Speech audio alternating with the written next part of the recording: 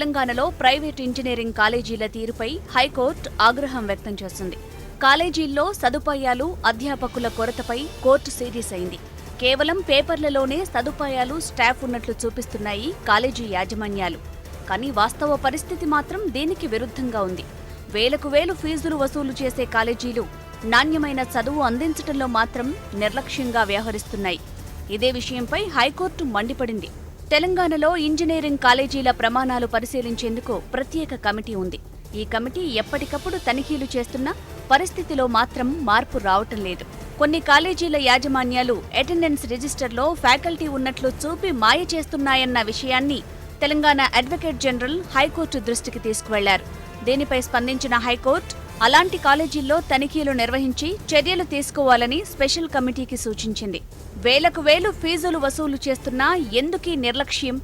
విద్యార్థుల జీవితాలతో యాజమాన్యాలు ఆటలాడుతుంటే ప్రభుత్వాలు ఏం చేస్తున్నాయి?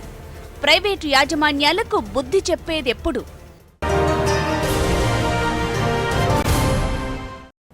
ప్రైవేట్ ఇంజనీరింగ్ కాలేజీల వ్యవహారం రోజురోజుకు అది ముదురుతోంది. ఈ ఫీ రీయింబర్స్మెంట్ స్టార్ట్ అయింది. అయితే వాస్తవానికి ఇంజనీరింగ్ కళా విద్యలో ప్రమాణాల కొరకు ప్రభుత్వం కొరడా జుల్పించడం మొదలుపెట్టలేదు. ఫీ రీయింబర్స్మెంట్ భారం ఎక్కువ అవుతుంది కనుక ఫీ రీయింబర్స్మెంట్ భారాన్ని తగ్గించుకోవటానికి అసలు ఈ ప్రమాణాలు లేని కాలేజీల సంగతి భరతం పడితే ఫీజు రీయింబర్స్మెంట్ భారం తగ్గుతుంది అని ప్రభుత్వం మొదలుపెట్టింది. కారణం ఏదైనా, ఉద్దేశం ఏదైనా ఇంజనీరింగ్ విద్యను ప్రక్షాళన చేసే దిశగా జరిగే ఏ ప్రయత్నాన్నైనా మనం ఆహ్వానించాలి. మన దగ్గర జరిగింది ఏంటి అంటే ఇష్టం వచ్చినట్టుగా ఇంజనీరింగ్ కాలేజీలకు పర్మిషన్లు ఇచ్చారు. ఆ డొమైన్ ఎక్స్పర్టీస్ అంటే ఆ రంగంలో సంబంధం లేకపోయినా నీ దగ్గర డబ్బులుంటే అది నువ్వు రియల్ ఎస్టేట్ వ్యాపారాలను సంపాదించవచ్చు, నువ్వు లిక్కర్ వ్యాపారాలు సంపాదించవచ్చు, కాల్మనీ వ్యాపారాలు సంపాదించవచ్చు, ఏ పనికిమాల దందా చేసినా సంపాదించు. నీ దగ్గర పైసలు ఉంటే ఇంజనీరింగ్ కాలేజ్ పెట్టుకో. ఈ స్థాయికి ఇంజనీరింగ్ విద్యను తీసుకొచ్చారు. ఎందుకంటే ప్రైవేట్ ఇంజనీరింగ్ కాలేజీలు రావడం తప్పని ఎవరు అంటలేరు. ఎందుకంటే ప్రభుత్వమే మొత్తం అవసరం ఉన్న మేరకు ఇంజనీరింగ్ కాలేజీలు పెట్టడం అంత సులభమైన పని కాదు. అలాంటప్పుడు ప్రైవేట్ రంగం సహకారంగా ఉంటే తప్పలేదు. కానీ జరుగుతున్నది ఏంటిది? ఒక విశృంఖల విద్యా వ్యాపారంగా మారిపోయింది. ప్రజల్లో ఇంజనీరింగ్ విద్యకు ఉన్నటువంటి క్రేజ్ను ఉపయోగించుకొని ఇష్టం వచ్చినట్టుగా కాలేజీలు వచ్చాయి. నేను శాసనసభా సంఘం సభ్యుడిగా అనేక ప్రైవేట్ ఇంజనీరింగ్ కాలేజీలు తిరిగి వచ్చాను. ప్రొఫెసర్లు ఉండరు, టీచింగ్ ఫ్యాకల్టీ ఉండరు, సంవత్సరం పాటు టీచింగ్ ఫ్యాకల్టీకి ఉద్యోగంలో పెట్టుకోరు, 8 నెలలు పెట్టుకొని 4 నెలలు ఇంటికి పంపించేస్తారు, ప్రయోగశాలలు ఉండవు, టీచింగ్ లెర్నింగ్ మెటీరియల్స్ ఉండవు. ఆఖరికి జేఎన్టీయూ హైదరాబాద్ పరిధిలో ఒక 50 ఇంజనీరింగ్ కాలేజీలో 10% కూడా రిజల్ట్ ఉండదు. మరి కేసీఆర్ గారు చెప్పారు, కోళ్ల ఫారం లాగా ఇంజనీరింగ్ కాలేజీలు మారిపోయాయి. ఇవాళ హైకోర్టు కూడా ఇవే మాటలు చెప్పింది. మీ దగ్గర కనీసమైన సదుపాయాలు ఉండవా, మీకు సమయం ఇచ్చినా వీటిని పూర్తి చేయరా అనేటువంటి పరిస్థితి తీసుకొచ్చింది. ఇవాళ ఏంటి, ఎప్పుడైతే ప్రమాణాలు కావాలని అన్నారో ఇవాళ ఇంజనీరింగ్ కాలేజీలు మూతపడే పరిస్థితికి వచ్చాయి. ఫీ రీఎంబర్స్మెంట్ కొరకే పుట్టుకొచ్చిన ఇంజనీరింగ్ కాలేజీలు ఉన్నాయి. ఇది ఒక పెద్ద ర్యాకెట్గా మారిపోయింది. కొంతమంది బ్రోకర్లు తయారయ్యారు. ఆ బ్రోకర్లు విద్యార్థులను తీసుకొచ్చి అడ్మిట్ చేసి వీళ్ళింత, విద్యార్థులింత, యాజమాన్యం ఇంత పంచుకోవడం కూడా మొదలైంది. అందువల్లే మనకు ఇంజనీరింగ్ విద్యలో నాణ్యత దెబ్బతింటే మన బిడ్డలు ఈ అభివృద్ధిలో భాగస్వాములు కాదు, ఉపాధి అవకాశాల్లో భాగస్వాములు కాదు. ఇప్పుడు మీరు ఇక్కడ టీ హబ్ పెడుతున్నారు, ITIR information technology investment reason రాబోతుంది. హైదరాబాద్లో మైక్రోసాఫ్ట్ పెద్ద క్యాంపస్ పెట్టబోతోంది, ఇన్ఫోసిస్ ఓ పెద్ద క్యాంపస్ పెట్టబోతుంది, గూగుల్ ఓ పెద్ద క్యాంపస్ పెట్టబోతుంది. మరి ఇందులో ఉద్యోగాలు ఎవరికి రావాలి? మనకు రావాలి అన్నప్పుడు మన ఇంజనీరింగ్ బిడ్డలకు ఆ నైపుణ్యము, ఆ చాకచక్యము, ఆ సామర్థ్యము ఉండాలా వద్దా? ఇది వాళ్ళకి కావాల్సినటువంటి స్కిల్ ఉండాలా వద్దా? ఎందుకంటే ఈ రంగంలో పోటీ ఉంటుంది. ఆ పోటీని తట్టుకొని ఉద్యోగాలు తెచ్చుకోగలగాలి. అయితే ఇది తెలంగాణకే పరిమితమైన సమస్య కూడా కాదు.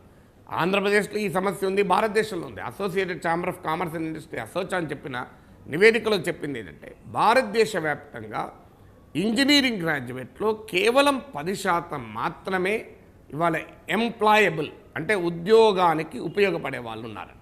అంటే మరి ఇక 90% మంది ఉద్యోగానికి ఉపయోగపడరు. అందుకే మీరు గమనించండి, ఒక విఆర్ఏ ఉద్యోగం, 10వ తరగతి ఉద్యోగం, విఆర్ఓ ఉద్యోగం, 10వ తరగతి ఇంటర్మీడియట్ ఎలిజిబిలిటీ ఉన్న ఉద్యోగాలకు కూడా ఇవాళ వేల సంఖ్యలో ఇంజనీరింగ్ గ్రాడ్యుయేట్లు అప్లికేషన్లు ఇస్తున్నారు. ఆ స్థాయికి మనం 10వ తరగతి 10th క్లాస్ మినిమం క్వాలిఫికేషన్, కానీ దానికి ఇంజనీరింగ్ గ్రాడ్యుయేట్లు ఎలా అప్లై చేస్తున్నటువంటి పరిస్థితి మనం తీసుకొచ్చాం. ఈ స్థాయికి ఇంజనీరింగ్ గ్రాడ్యుయేట్లను రోడ్డు మీదకి పట్టుకొచ్చింది. ఇది ప్రభుత్వ విధానం కాదా? ఇంజనీరింగ్ ఎడ్యుకేషన్ ఇప్పుడు Birla Institute of Technology and Sciences ఉంది, అది కూడా ప్రైవేట్ సంస్థే. శాస్త్ర ఉంది, అది కూడా ప్రైవేట్ సంస్థే. మణిపాల్ ఇన్స్టిట్యూట్ ఆఫ్ టెక్నాలజీ అది ప్రైవేట్ సంస్థే. మరి ఈ ప్రైవేట్ సంస్థలు ఎవరు కాదంటలేదు కదా. Dhirubhai Ambani Institute of Information టెక్నాలజీని, అది ప్రైవేట్ సంస్థే. మరి ఇవన్నీ కూడా ప్రైవేట్ సంస్థలే, కానీ అక్కడ ఎవరు కూడా ప్రశ్నించడం లేదు. ఎందుకంటే ఇన్ఫ్రాస్ట్రక్చర్ ఉంది, నైపుణ్యం ఉంది, చెప్పేవాళ్ళు ఉన్నారు, సదుపాయాలు ఉన్నాయి, ప్రయోగశాలలు ఉన్నాయి, ఇండస్ట్రీ కాలేజీలు గుర్తిస్తోంది. వీళ్ళు ఇంజనీరింగ్ డిగ్రీ పట్టుకొని బయటికి వెళ్తే వారికి సామర్థ్యం ఉంది అనేటువంటి పరిస్థితులు ఉన్నప్పుడు అది ప్రైవేట్ అయినా అభ్యంతరం లేదు. ఎందుకంటే ఒక తల్లిదండ్రులు కానీ పిల్లలు కానీ ప్రైవేటా గవర్నమెంట్ అని చూడరు. వాళ్ళు చూసేది అంటే స్టాండర్డ్స్ ఎక్కువ ఉన్నాయి. Cat may be black and white, it should catch the mice అంటారు. పిల్లి నల్లదా తెల్లదా కాదు, ఎలుకను పడుతుందా లేదా అనేది పాయింట్. ఆ ఎలుకను పట్టగలిగేది ఉంటే సరిపోతుంది. ఆ రకమైనటువంటి ప్రైవేట్ ఇంజనీరింగ్ కాలేజీలో మీరు ఎంకరేజ్ చేయండి. ఇప్పుడు టీసీఎస్, ఇన్ఫోసిస్ ఒక ఆ రంగంలో అనుభవం ఉండి ఇంజనీరింగ్ కాలేజ్ పెడితే అభ్యంతరం లేదు. లేదు ఒకవేళ అనుభవం లేని వాళ్ళైనా ఇంజనీరింగ్ కాలేజ్ పెడితే తప్పలేదు. కానీ ప్రొఫెషనల్ స్టాండర్డ్స్ని మెయింటైన్ చేయాలా లేదా? ఇవాళ మనకు జేఎన్టీయూ హైదరాబాద్ కింద వందల సంఖ్యలో కాలేజీలు అఫిలియేట్ అవుతాయి. నేను శాసనసభ స్థాయి సంఘం సభ్యుడిగా జేఎన్టీయూ వైస్ ఛాన్సలర్ని అడిగాను, అయ్యా మీ దగ్గర అఫిలియేట్ అయి ఉన్న కాలేజీని ప్రతి ఏటా తనిఖీ చేసి మళ్ళీ అఫిలియేషన్ ఇవ్వడానికి అవసరమైన ఫ్యాకల్టీ ఉందా?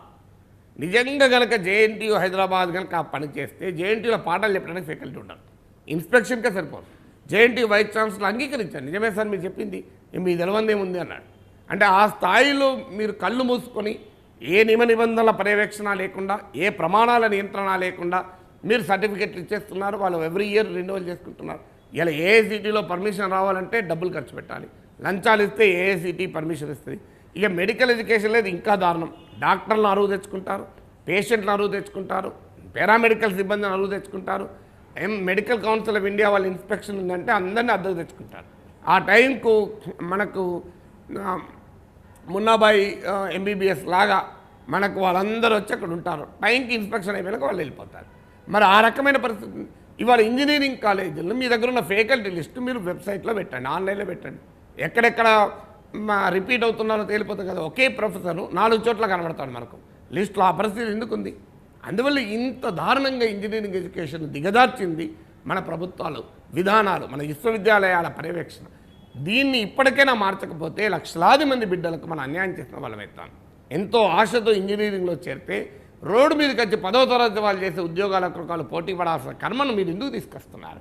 ఇప్పటికైనా తెలంగాణ రాష్ట్రంలో, ఆంధ్రప్రదేశ్ రాష్ట్రంలో మీరు ఇంజనీరింగ్ విద్య ప్రక్షాళనకు ఒక సమగ్రమైన చర్యలు తీసుకుంటే తప్ప పరిష్కారం లేదు. సాక్షాత్తు రాష్ట్ర హైకోర్టు చీవాట్లు పెట్టినా ఇప్పటికైనా బుద్ధి రాకపోతే అది బాధాకరమే.